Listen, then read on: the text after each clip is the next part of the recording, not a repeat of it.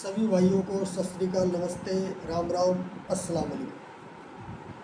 दोस्तों, सभी देशवासियों को 15 अगस्त की हार्दिक बधाई। आज अपनी कहानी है दोस्तों, दिल्ली में एक इलाका है जीबी रोड, और जीबी रोड पे एक कोठा है, कोठा नंबर 68 68 नंबर। वहाँ पे एक लड़की कैसे लाई जाती है और फिर वहाँ से उसका भाई उसे किस तरीके से निकालता है, ये पूरी घटना है और बहुत पॉपुलर कहानी है ये।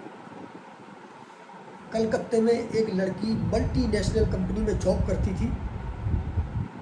उसकी एक सहेली थी, उसके पास दिल्ली से ऑफ़र आता है, तो वो कहती है अपनी सहेली से कि यार मेरे घर वाले इस जॉब के लिए राज़ी नहीं हो रहे, मैं क्या करूं। 1 लाख रुपए महीना की सैलरी है,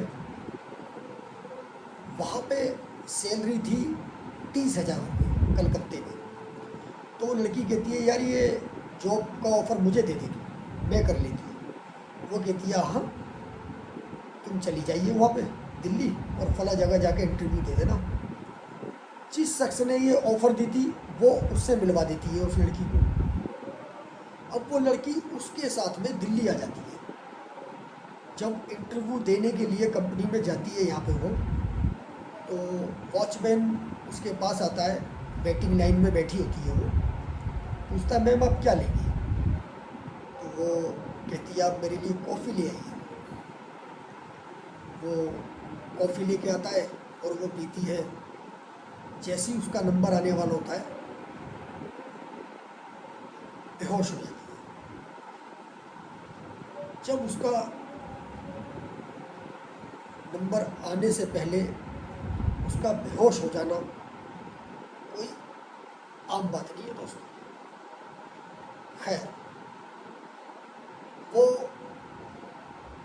जब हल्की हल्की होश में आती है तो वो क्या देखती है, एक लगभग 50 साल का बुजुर्ग उसके जिस्म के साथ में खेल रहा होता है।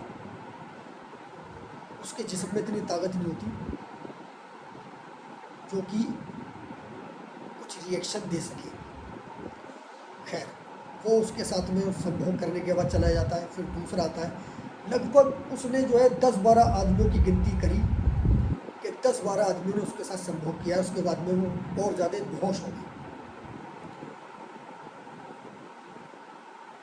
जब वो होश में आती है तो वहाँ पे ऑफिस में जो लोग होते हैं उसे मारते हैं, बार बार बेहोश करते हैं, खाना नहीं देते। वो बड़ी परेशान हो जाती है। कई बार भागने की कोशिश करी मगर भाग नहीं सकी।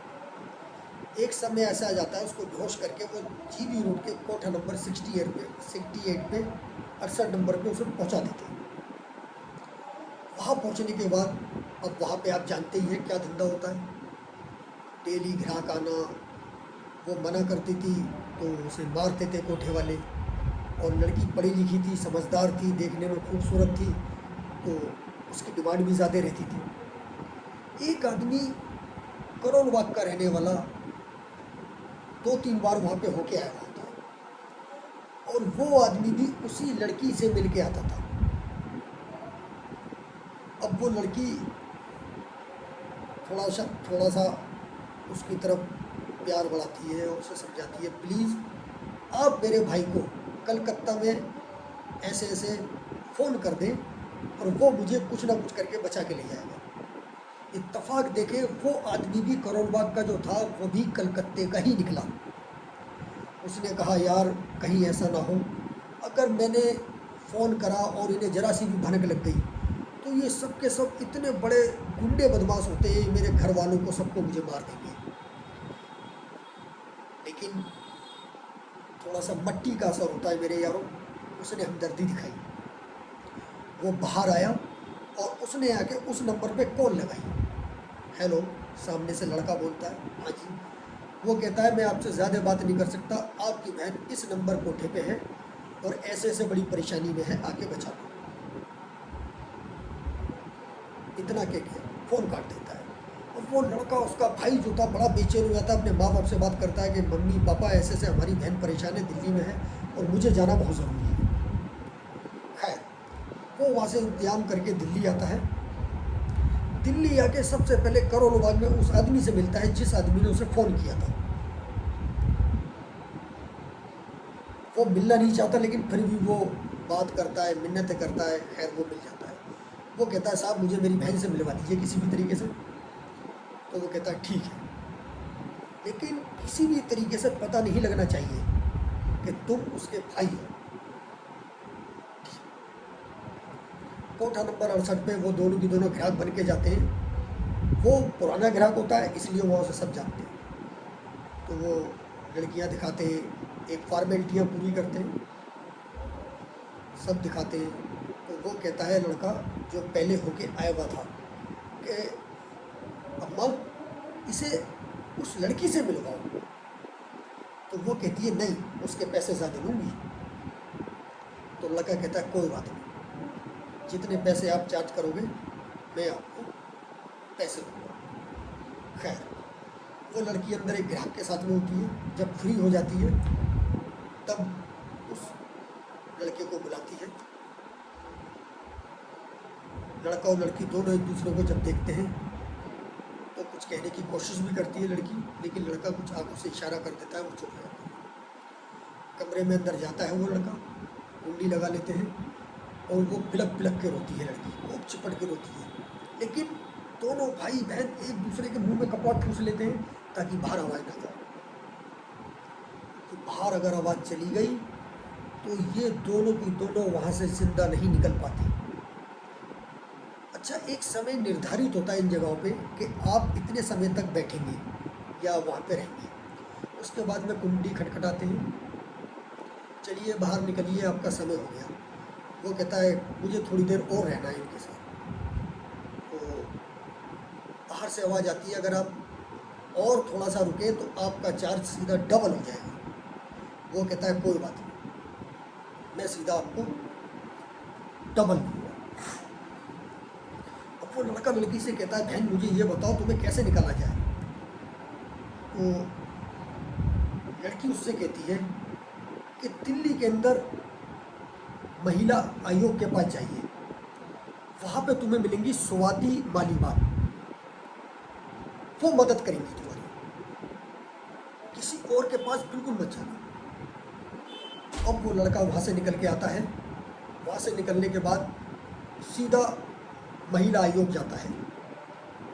महिला आयोग पहुँच के स्वाति मालीवाल जी को ढूंढता है, लेकिन वहाँ पे किरण नेगी मैम मिलती है।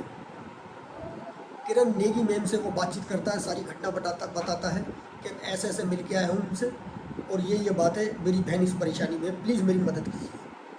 किरण नेगी स्वाति मालीवाल के पास जाती हैं और उनको बताती है कि ऐसे ऐसे ये लड़का है, इसकी बहन कलकत्ते से यहाँ पे जॉब के बहाने से बुला के गलत काम करा रहे हैं। अब स्वाति मालीवाल दिल्ली के आला अधिकारियों को लेके वहाँ पहुँचने से पहले ये लोग एक सेटिंग बनाते हैं कि ऐसे ऐसे तुम वहाँ पे पहुँचो, जब तक हमारी पूरी टीम नहीं आ जाती आप वहाँ से हिलना मत। स्वाति मालीवाल मैम और किरण मैम ये सारे के सारे दिल्ली के बड़े आला अधिकारियों को लेके डीसीपी एसीपी सबको लेके वहाँ पर रेड मारते हैं और उस लड़की को बरामद करते हैं। जब वो बाहर आते हैं निकल के तो ये मामला, ये केस इतना हाईलाइट हुआ, लोगों ने इतना इसको मतलब देखा कि बताइए इस लड़के ने इतनी मेहनत करके अपनी बहन को यहाँ से निकाला। अगर वो मैम उसकी मदद नहीं करती या वो करोल बाग में रहने वाला आदमी उसकी मदद नहीं करता तो उसकी बहन वापस नहीं आती। ये बहुत हाईलाइट केस है मेरे यार। प्लीज़ आप कहीं भी जॉब करने जाएं तो आप ध्यान से पहले सोचें, समझें, परखें, जांचें, उसके बाद में जॉब पे के लिए आगे करें। कुछ नहीं पता कौन तुम्हारे साथ में क्या करने के लिए बैठा हुआ है। एक कच्चा लालच। जब मल्टीनेशनल कंपनी में आपकी जॉब थी, कम तनख्वाह थी, तो आप वहीं करते रहते।